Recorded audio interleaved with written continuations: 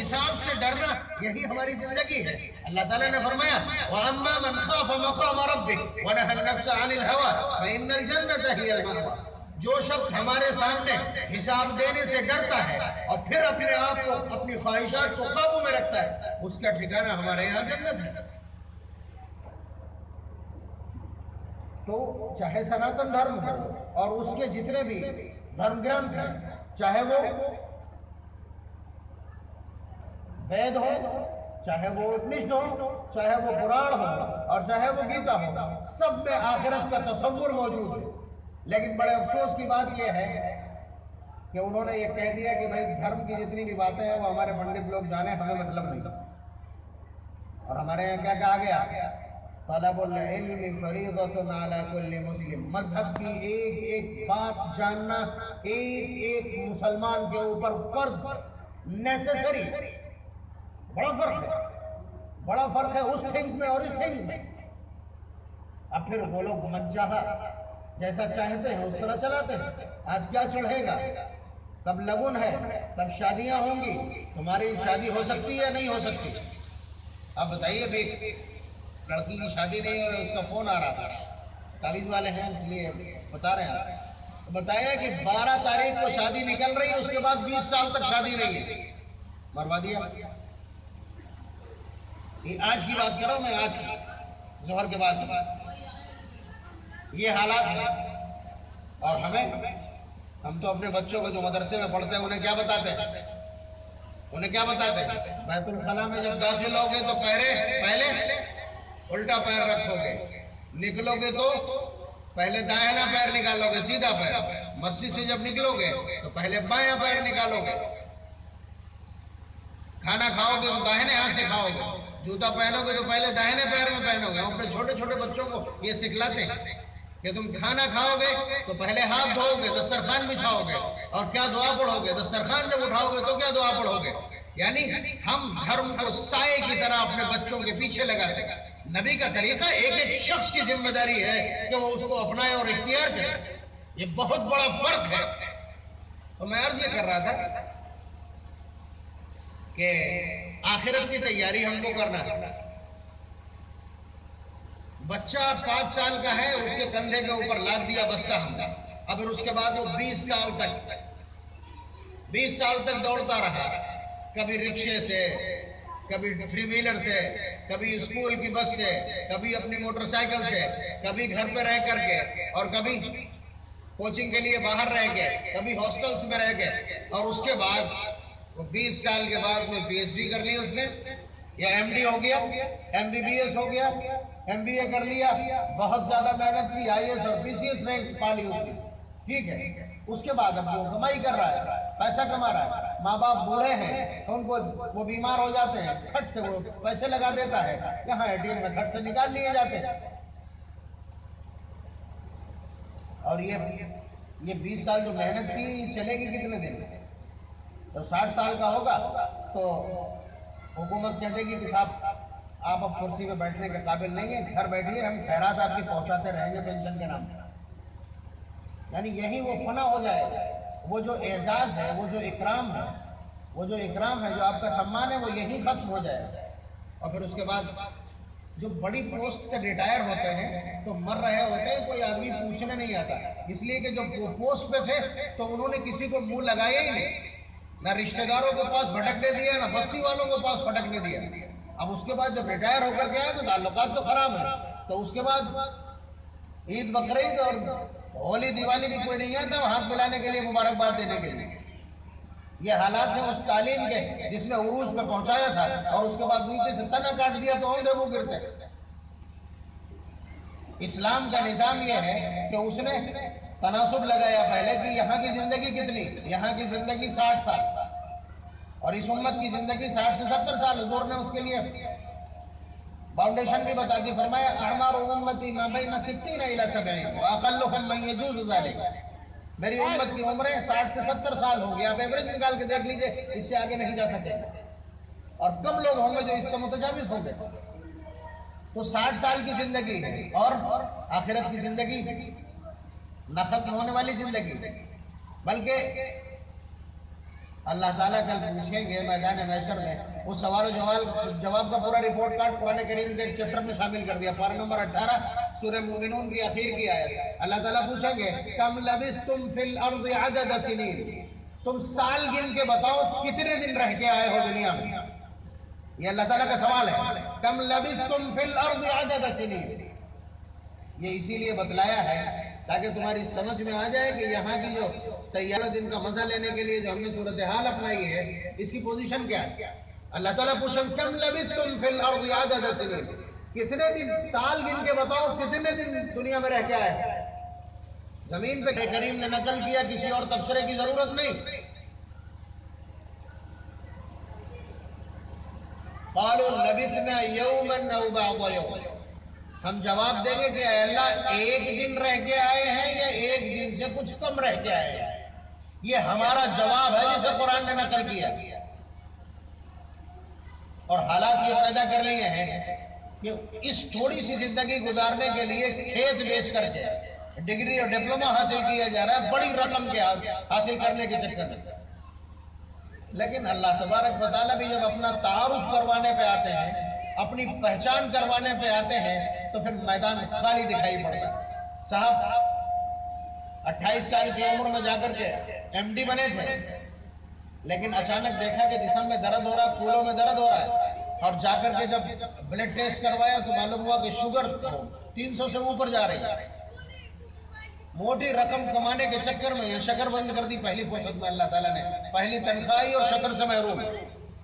اور آپ تو جانتے ہو کس کس چیز سے محروم کر دیں، ٹائیفائڈ مسلط کر دیں تو روٹی بند کر دے ڈاکٹر آپ کی، ہائپر ٹینشن ہو جائے، بلڈ پریشر ہائی ہونے لگے، نمک پہ پابندی لگ جائے، آپ کو پائلز کی شکایت ہو جائے تو سارے گوشت بند کر دے ڈاکٹر، مرچ بھی بند کر دے، کولیسٹرول بڑھ جائے تو ہر طرح کی چکنائی اور تیل بند کر دے۔ یہ اللہ تبارک و تعالیٰ کے الگ الگ بیریئر ہیں، جہاں چاہتے ہیں ڈاؤن کر دیتے ہیں۔ اس لیے موٹی تنخواہ آپ حاصل کریں تو آپ کا ایک ڈرائیور ہے، آپ کا ایک کوک ہے، آپ کا ایک بھینس دیکھنے والا ہے، اور آپ کا ایک گیٹ کیپر ہے۔ آپ گھی منگاؤ گے یہ سب کھائیں گے دال میں ڈال کے، آپ سمجھ رہے ہیں؟ آپ کو جیب سے شکر آئے گی اور وہ سب کھائیں گے۔ ہولی دیوالی 20 ڈبے آپ نے منگا لیے، آپ نے 20 کلو دال موٹ منگا لی، سب بٹ جائے گی، ایسے ہی بیٹھے تماشا دیکھتے رہ جاؤ۔ تو دولت کمانے کے لیے پوری زندگی صرف کرنا، اپنا پورا فوکس لگا دینا عقل مندی نہیں ہے۔ ایک شخص لارڈ میکالے، برٹش امپائر کا وزیر تعلیم اور ان کا ایجوکیشنل پلان نافذ کرنے والا، ہندوستان میں آیا اور اس نے کہا کہ ہم ایک ایسا پلان بناتے ہیں کہ جس کی وجہ سے ہندوستان میں ایسے کالجز، ایسے اسکول ہم بنا دیں گے کہ جہاں ایسی نرسری اور ایسی نسل اور ایسی جنریشن کریٹ کریں گے ہم کہ جو نیشنلٹی کے اعتبار سے، شہریت کے اعتبار سے، رہائش کے اعتبار سے تو ہندوستانی ہوگی، لیکن ان کا جو دماغ اور مائنڈ ہے، ان کا جو تھنک ٹینک اور سوچنے کی جو صلاحیت ہے وہ یورپین ہوگی، انگریز ہوگی۔ اور وہ انہوں نے اپنے ایسٹ انڈیا کمپنی کے دور میں نافذ کر دیا۔ اس کے بعد آپ سمجھتے ہیں حکومت پر کانگریسی قابض ہو گئے، اور پھر اس کے بعد وہی ایجوکیشنل پلان ابھی تک چل رہا ہے، وہی ایجوکیشنل پلان ابھی تک چل رہا ہے، اور پریشان سب ہیں جو دھرم میں آستھا رکھنے والے لوگ ہیں، مذاہب کے ماننے والے ہیں، چاہے وہ بدھسٹ ہو، چاہے وہ جینی ہو، چاہے وہ پارسینس ہو، اور چاہے وہ سناتن دھرمی ہو۔ اور اسلام کا کیا کہنا؟ اسلام جس کا میں نے ابھی ایک مول سدھانت اور بہت بنیادی اصول آپ کی خدمت میں عرض کیا کہ مسلمان یہاں مرنے کے لیے آیا ہے، مرنے کی تیاری کے لیے آیا ہے، اللہ تبارک و تعالیٰ کی محبت میں اور اللہ تبارک و تعالیٰ کی ملاقات کی پیاس میں تڑپ تڑپ کر کے ایڑیے رگڑ کر کے مرنے والا ہمارے یہاں ولی وقت کہلاتا ہے۔ نبی اکرم صلی اللہ علیہ وسلم کا یہ خوبصورت جملہ فرمایا، مومن موت سے ڈرے گا، الموت جسر یوصل الحبیب الی الحبیب، موت تو ایک پل ہے جو ایک تڑپنے والے دیوانے کو اپنے محبوب یعنی اللہ سے ملا دیتا ہے، ہم اس موت سے ڈریں گے۔ تو اسلام نے ہر اس چیز کی مخالفت کی ہے کہ جو دیکھنے سے یہ لگتا ہو کہ دنیا میں دل لگانے کے لیے، دل لگ جانے کی وجہ سے کیا جا رہا ہے۔ پکا مکان اگر اس لیے بنایا جا رہا ہے دیر تک رہیں گے تو مشکل، اگر بینک بیلنس اس بنیاد پر کہ دنیا میں عیش سے رہنا ہے، یہاں دیر تک رہنا ہے، موت یاد نہیں آ رہی ہے، تو یہ سارے کے سارے جرائم میں شامل ہیں۔ تو میں عرض یہ کر رہا تھا کہ بھائی ابھی پچھلا پورا اپریل کا مہینہ شکشا کے ابھیان، ٹھیک ہے، ایجوکیشن اویئرنیس کے لیے استعمال کیا گیا، تعلیمی بیداری کے لیے، چاروں طرف ادھم۔ تو میں عرض یہ کر رہا ہوں کہ اس تعلیم کا حاصل کیا ہے؟ اس تعلیم سے آپ کیا چاہتے ہیں؟ پکوڑے تلنے والے؟ ابھی جس طرح سے وزیر اعظم کا بیان آیا کچھ دنوں پہلے، اس سے لگتا یہی ہے کہ یہ جتنے بھی تعلیم حاصل کرنے والے ہیں، ایک تو بڑا عجیب حال ہے اس تعلیم کا کہ یہ تعلیم کتنی بلندی تک حاصل کر لی جائے، اگر نوکری نہیں ملتی ہے تو یہ اور بھورا ڈھونے والا برابر ہو جاتا ہے، یعنی اتنی ناکارہ ہو جاتی ہے تعلیم، اور پھر اس کے بعد بھرنے اور ایجوکیشن کے علاوہ کوئی راستہ نہیں دکھائی پڑتا۔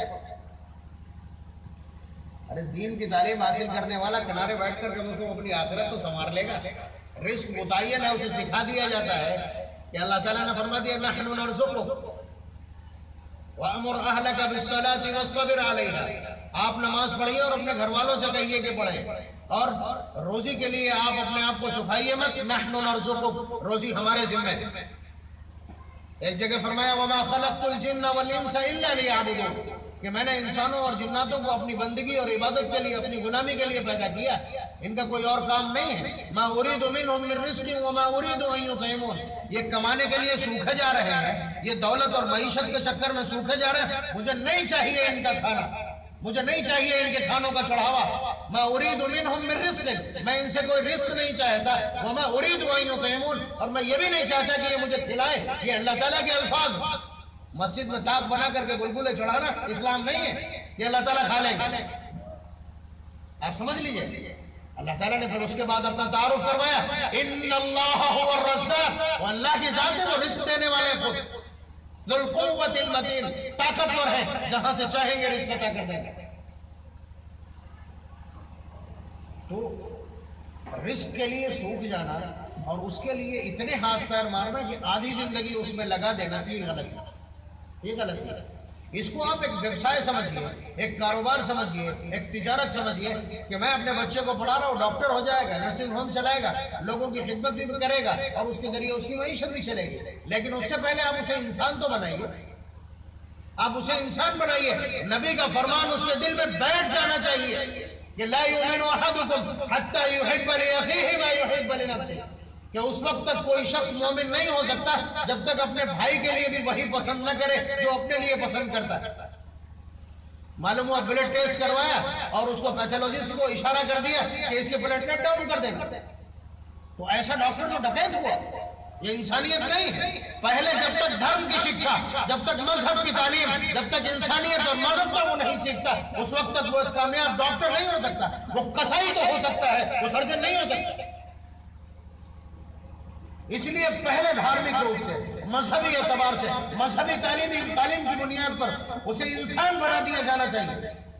تو اب اپنے آپ بات آ گئی کہ بنیادی تعلیم مذہب کی تعلیم، اس کے بعد آپ اسے ایک کاروباری بنا دیں۔ وہ کڑوا تیل بیچ رہا ہو، سارا پام آئل ہو، اب بتائیے مارکیٹ میں اس وقت جس کو کڑوا تیل کہا جا رہا ہے، سننے میں یہ آیا کہ اس میں 1% بھی کڑوا تیل نہیں ہے سرسوں کا، یہ پوزیشن ہے۔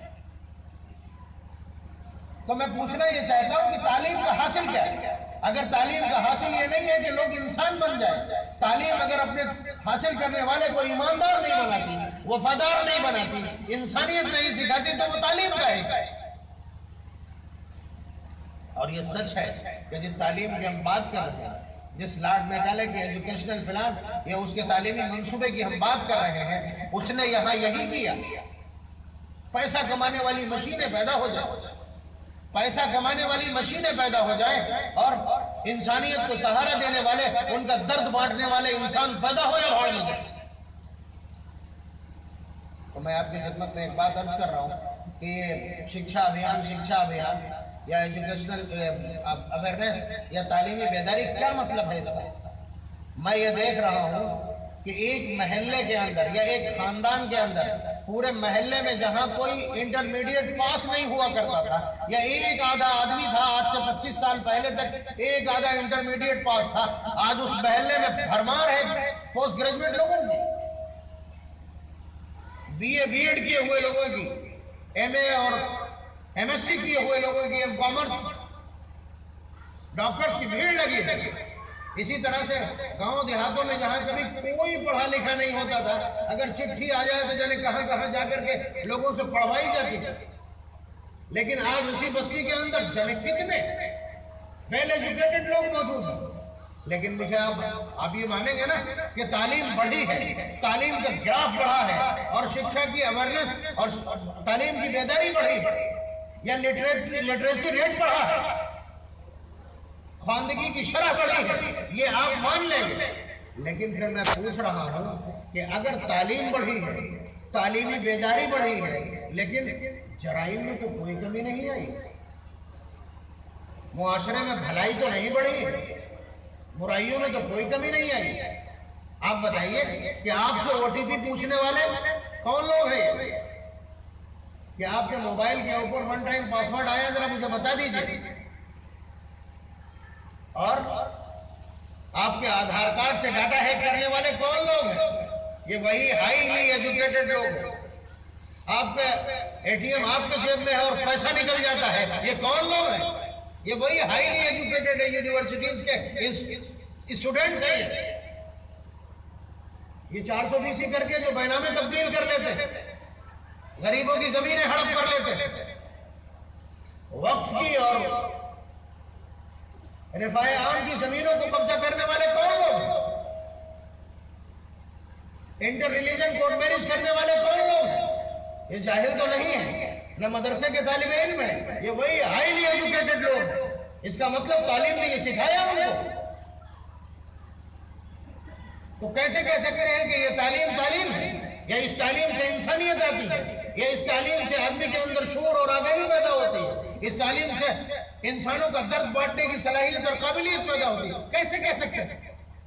اور سسک سب رہے ہیں، لیکن کسی کے پاس اس کا متبادل نہیں ہے۔ آپ خوش قسمت ہو کہ آپ کے پاس متبادل موجود ہے۔ آپ کے پاس مدارس اس کا بہترین متبادل ہے، قرآن اس کا بہترین متبادل ہے۔ کائنات کے جتنے بھی نصاب ہیں، جتنے بھی سلیبس موجود ہیں، ان میں سب سے عظیم سلیبس، سب سے عظیم نصاب قرآن کریم کا ہے، اور یہ کھلا چیلنج ہے اس پوری کائنات کے لیے، میرا نہیں، قرآن کریم نہیں کہہ دیا۔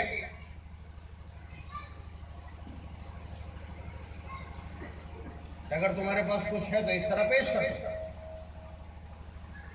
ایک ہی بات کہہ رہے ہیں کئی دن سے، ابھی بھی مغرب سے عشاء تک ہتھیا پور میں پروگرام تھا میرا، وہاں بھی ختم قرآن کی مجلس تھی، میں وہاں بھی عرض کر کے آیا کہ اتنی سی بات معلوم نہیں، کتنے ایسے لوگ آتے ہیں اور کتنے آپ کو معلوم ہوں گے کہ لڑکا صاحب ہاسٹل میں رہتا تھا، آئی ایس کی تیاری کر رہا تھا، ٹھیک ہے، مسلم لڑکا، کسی نان مسلم لڑکی سے اس نے جا کر کے کورٹ میرج کر لیا۔ اس طرح کی کیسز بہت ہے، بہت عام ہے۔ یہ اس کا برعکس۔ تو آپ اندازہ کیجئے کہ 20 سال پڑھانے کے بعد، جس میں ماں باپ نے زمین بیچ دی، ماں نے اپنا زیور بیچ دیا، آدھا مکان رجسٹری کر دیا، 1 بیگھہ کھیت بیچ دیا اس بچے کی تعلیم کے لیے، 20 سال پڑھنے کے بعد اسے اتنی تمیز نہیں آ سکی کہ اسے یہ معلوم ہو جائے کہ میرے ماں باپ کی عزت معاشرے میں کیا ہے، یہ مجھے پڑھا کر کے وہ مجھ سے کیا چاہتے ہیں۔ انہوں نے مجھے 20 سال پڑھایا، اپنی گاڑی رقم خرچ کی ہے، اور اس کے باوجود میں انہیں گھر سے نکلنے کے قابل نہیں چھوڑوں گا یہ عمل کر کے، لیکن اس کے اوپر کوئی جونے نہیں۔ تو جس تعلیم سے اتنا شعور پیدا نہ ہو، والدین کی عظمت کا اتنا احساس پیدا نہ ہو، اس تعلیم کو تعلیم کہنا، اس کو شکشا کہنا، اور اس کو انسانیت کی تربیت کہنا، یا اس کے پیچھے یہ امید باندھ کے بیٹھنا، یہ توقع لگانا، یہ ارادہ کرنا کہ میرا بچہ معاشرے کا بھلا کر پائے گا، میرا بچہ معاشرے میں آ کر کے انسانیت کی خدمت کرے گا، یہ تو بے وجہ کا شیخ چلی کا خواب ہے۔ تو اس لیے جہاں تک عظمت تعلیم کی بات ہے، قرآن کریم کی تعلیم سے بڑھ کر کے کوئی تعلیم نہیں۔ اب بتائیں، میں ابھی بھی پوچھ کر کے آیا، اس سے پہلے بھی بڑے بڑے کیا نام ہے علمی مجالس میں نے پوچھا، میں نے کہا کہ آپ بتائیے، باپ جو اپنا سارا فوکس، ساری توجہ اپنے بچے پہ صرف کیے ہوئے، مال سے لے کر کے، بھاگ دوڑ سے لے کے، خواہشات سے لے کر کے، کہ میرا بچہ کسی طرح خوب پڑھ جائے، اور پھر وہ امید پال کے بیٹھتا ہے کہ میرا بچہ مجھے عظیم سمجھے گا، مجھے عظمت دے گا، میری تکریم کرے گا، میرا اکرام کرے گا، وہ امید لگا کے بیٹھا ہے۔ لیکن بڑے افسوس کی بات یہ ہے کہ KG1 سے لے کر کے جب اسے APPLE پڑھایا تھا اس کی میڈم نے، وہاں سے لے کر کے PhD ہونے تک، MD ہونے تک، یعنی یہ سارے سلیبس کلیئر کرنے کے بیچ میں اسے کہیں کسی بھی نصاب میں، کسی کتاب میں، کسی پیراگراف میں، کسی سینٹنس میں اور کسی ورڈ میں یہ سکھایا ہی نہیں گیا کہ باپ کی اہمیت کیا ہے، باپ کا احترام کیا ہے، ماں کی حقیقت کیا ہے، ماں کی عظمت کیا ہے، بہن کی عظمت کیا ہے، بیوی کے حقوق کیا ہے، شوہر کے حقوق کیا ہے، بچے کے حقوق کیا ہے، معاشرے کے حقوق کیا ہے، صلہ رحمی کا مطلب کیا ہے، اور قطع رحمی کی نحوست کیا ہے۔ اسے پورے سلیبس میں کہیں ایک لفظ اس طرح کا نہیں پڑھایا گیا۔ ایسے نصاب کو تعلیم کہیں گے، ایسے نصاب کو تربیت کہیں گے، ایسے نصاب کو، ایسے سلیبس کو شکشا کہیں گے، اور پھر توقع لگا کے بیٹھیں گے کہ انسانیت کا بھلا ہو جائے گا۔ وہ بے شک بغیر ATM سے پیسے نکالنا تو سیکھ جائیں گے، وہ لوگوں کے دستخط تو نقل کر لیں گے، وہ OTP مانگ کر کے یا لوگوں کو دھوکہ دے کر کے ان کا کھاتہ نمبر، ان کا ATM کوڈ سب معلوم کر کے ان کے پیسے تو نکال سکتے ہیں، ان کے موبائل کے پیسے تو اڑا سکتے ہیں، یہ سارے کام وہ کر سکتے ہیں۔ انسانیت کی خدمت کی توقع کرنا یہ درست نہیں ہے۔ ڈاکٹر حالات دیکھ ہی رہے ہیں آپ کہ ڈاکٹر پہلے ایسے ہاتھ پکڑ کے بیٹھ جاتا مریض کا، یعنی 5 انگلیوں سے اس کا ہاتھ پکڑ کے بیٹھ گیا، اور اس کے بعد اسی سے پوچھتا ہے بتاؤ کیا بیماری، ٹھیک ہے، پھر وہی بیچارہ بتاتا ہے کہ مجھے یہ ہے، مجھے یہ سر درد ہے، تو اس نے لکھ دیا ایک گولی لکھ دی، پیٹ میں بھی درد ہے ایک گولی اور بڑھا دی، ٹانگ میں درد ہے ایک گولی اور بڑھا دی، میری مونچھوں میں درد ہے اس کی بھی ایک بڑھا دی اس نے، ٹھیک ہے، میرے بال میں درد ہے اس کی بھی بڑھا دی اس نے، خوب اتنا پوٹلا باندھ دیا اس نے، اور آخر میں ایک اینٹی الرجی لکھ دی، اور اس کے بعد بھی سائیڈ میں اس نے 4 ٹیسٹ لکھ دیے، ٹھیک ہے، اس میں اشارہ لکھ دیا اس نے کہ یہ چیزیں ضروری ہیں اور یہ چیزیں خالی منی چڑھا دینا تاکہ تم زیادہ وصول کر سکو، اور پھر زیادہ ہی تم مجھے کمیشن بھی دو، اس سے بھی کمیشن، دوا والے سے بھی کمیشن، اور اپنے یہاں کی فیس بھی، اور یہ سارے تماشے، تو ڈیفالٹ ڈکیت ہو گیا۔ آپ اندازہ کیجئے یہ انسانیت اتنا بڑا ہنر تھا کہ اس سے وہ انسانیت کی خدمت کر سکتا تھا، لیکن انسانیت کی خدمت نہ کر کے اس نے یہ دیکھا کہ 70 لاکھ دے کر کے ہم MBBS کی ڈگری خرید کے لائے ہیں، اور اگر ہم رعایت کریں گے تو یہ سارا کا سارا ہم کہاں سے واپس پائیں۔ تو بہرحال جس شکشا کے بڑے نعرے ہیں چاروں طرف، جس شکشا کے ابھیان چلائے جا رہے ہیں، اس کے نتائج دھراتل پر اور زمین پر یہ ہے کہ ہم چور پیدا کر رہے ہیں، ہم ڈکیت پیدا کر رہے ہیں، ہم انسانیت کو بغیر چھری کے کاٹنے والے پیدا کر رہے ہیں۔ اس لیے دھرم کی شکشا یا مذہب کی تعلیم، اور ہمارے یہاں قرآن و سنت کی تعلیم، نبی اکرم صلی اللہ علیہ وسلم کی سیرت کی تعلیم، نبی اکرم صلی اللہ علیہ وسلم کے اخلاق کی تربیت، اور یہ سن لیں مکاتب چلانے والے بھی کہ وہ خالی قرآن کریم پڑھانے کو سب کچھ نہ سمجھ لیں، بلکہ ساتھ ساتھ سنن یاد کرا کر ان کی تربیت کر کے انہیں زندگی گزارنے کا سلیقہ سکھائیں۔ ہو سکتا ہے بچہ کن ذہن ہو اور وہ حفظ کرتے کرتے جوان ہو جائے اور خالی حفظ پڑھا کر کے اسے ٹرکا دے، اور پھر وہ امامت کے بھی قابل نہ بنے، اسے اتنی باتیں نہیں معلوم ہے کہ وہ لوگوں کو بتا سکتا۔ تو اس لیے ہمارے یہاں جو تعلیم دی جائے وہ کم از کم ایسی ہو کہ وہ اللہ تبارک و تعالیٰ کی بارگاہ میں حاضر ہونے کی تیاری کر سکے۔ تو یہ چند ٹوٹی پھوٹی باتیں ہیں، آپ بہت خوش قسمت ہیں، دنیا کی کسی بھی قوم کے پاس اس سلیبس کا کوئی متبادل نہیں ہے، اس نصاب کا، اس تعلیم کالج اور یونیورسٹی میں جو پڑھایا جا رہا ہے اس کا کوئی متبادل سبسٹیٹیوٹ استھانہ پن موجود نہیں ہے۔ آپ کے پاس اس کا متبادل موجود ہے، آپ انسان پیدا کر سکتے ہیں۔ اور قرآن کریم میں سارے اشارات موجود ہیں. ابھی میں کہہ کے آیا تھا سارے اشارات موجود ہیں. لوگ کہتے ہیں بلوٹوتھ اور شیئر اٹ. آپ بتائیے قرآن کریم جب پہلی مرتبہ اترا ہے حضرت جبریل امین نے نبی اکرم صلی اللہ علیہ وسلم کو سینے سے لگایا. تیسری مرتبہ جب زور سے دبایا تو حضور ترنت اپنے آپ شروع ہو گئے. اقرأ بسم ربک الذی خلق خلق الانسان من علق. تو غار حرا میں یہ بتلا دیا گیا تھا کہ یہ بھی ایک سسٹم ہے چیزوں کو منتقل کرنے کا. لوگ سمجھتے ہیں موبائل سے یہاں سے پیرس سے لندن بات کر رہے ہیں بیٹھے بیٹھے بہت بڑا کوئی کمال ہے. قرآن کریم نے اس کا سراغ پہلے ہی فراہم کیا تھا اور حضرت عمر رضی اللہ تعالیٰ نے اس کا پریکٹیکل کر کے دکھایا تھا.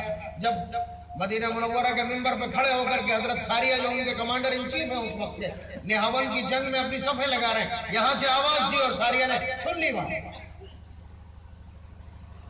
یہ سارے اشارے پہلے سے موجود ہیں. آپ کے پاس یہ جھنجھنے ادھر بھی پکڑے ادھر بھی پکڑے, وہ بغیر کسی جھنجھنے کے ایسے ہی بول دیتے تو آواز پہنچ جاتی. اور قرآن کریم نے اس کا اشارہ دیا وَالذَّارِيَاتِ ذَرْوًا فَالْحَامِلَاتِ وِقْرًا. قسم ہے ان ہواؤں کی جو بوجھ اٹھا کے لے جاتی. تو ہماری آوازوں کا بوجھ کون اٹھا رہا ہے؟ تو بہرحال ہم قرآن کریم پڑھا کر سائنسداں پیدا کر سکتے ہیں. ہم قرآن کریم پڑھا کر بایو پڑھا دیں گے, ڈاکٹر بنا دیں گے. اور قرآن کریم پڑھنے والے, وحی الہی کی تعلیم حاصل کرنے والے, حضرت عیسیٰ علیہ السلام سے بڑا کون حکیم ہے, کون ڈاکٹر پیدا ہو گئے دھرتی کے اوپر؟